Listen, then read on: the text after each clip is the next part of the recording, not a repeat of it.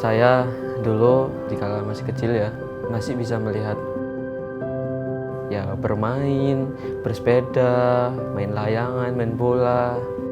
Pada awalnya dunia ini terlihat sangat jelas gitu. Ketika saya mengalami sebuah perubahan, ya kaget apakah saya seperti ini itu sendirian di dunia ini.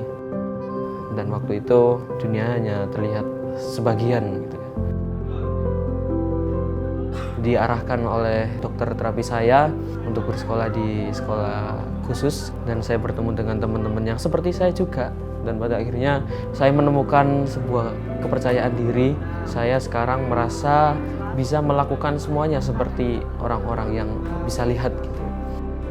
Nama saya Adi Dwi Cahaya Putra, saya disabilitas netra dari Surabaya. Saat ini saya sedang duduk di kelas 12 di salah satu SMA negeri di Surabaya. Pendidikan itu saya nomor satukan. Dari kecil sudah saya ajari tentang sholat, tentang ngaji. Ngaji pun itu pertama-tama itu hafalan. Saya ikutkan ngaji di TPA anak-anak awas.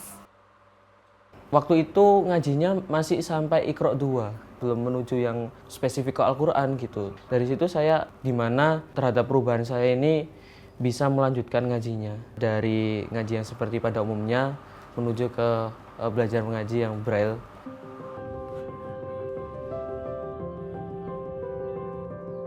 Pada waktu 2020, ceritanya adalah teman-teman itu mengadakan kegiatan khataman, tapi pesertanya dikit. Ternyata 95% tunanetra di Indonesia belum bisa membaca Quran Braille. Selama ini kebanyakan teman-teman tunanetra banyak yang menghafal, tapi perintah Allah Subhanahu wa taala adalah Iqra, bacalah. Dari situ saya sebagai sesama umat tunanetra merasa memiliki tanggung jawab gimana caranya bergerak untuk membagikan ilmu yang saya miliki. Akhirnya saya diajak rapat dengan teman-teman dari kawan netra waktu itu, yang dimana pada akhirnya tercetuslah gagasan gerakan tunanetra mengaji, sebuah sistem yang berisikan kegiatan belajar mengaji untuk tunanetra.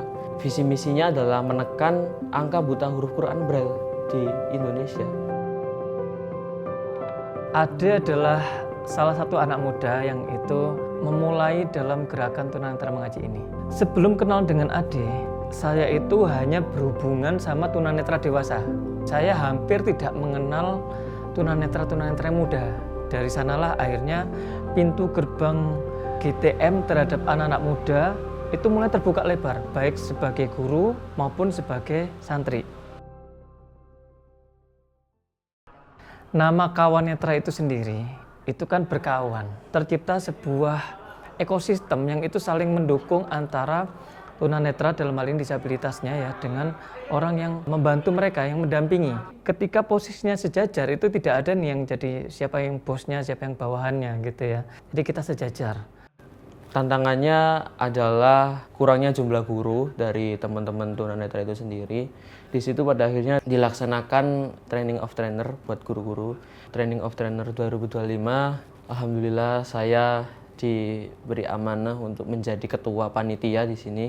Itu memberikan pembelajaran, memanajemen orang lain, terus mengendalikan sebuah rapat, juga berinteraksi dengan orang-orang baru. Dengan baca basmalah Bismillahirrahmanirrahim, pelatihan DOD 2025.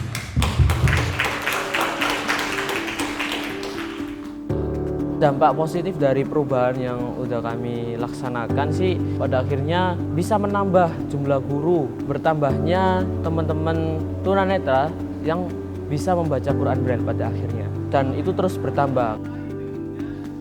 Saya mengikuti TOT ini, mudah-mudahan saya menjadi guru yang baik di depannya nanti, penuh kesabaran, penuh ketelatenan.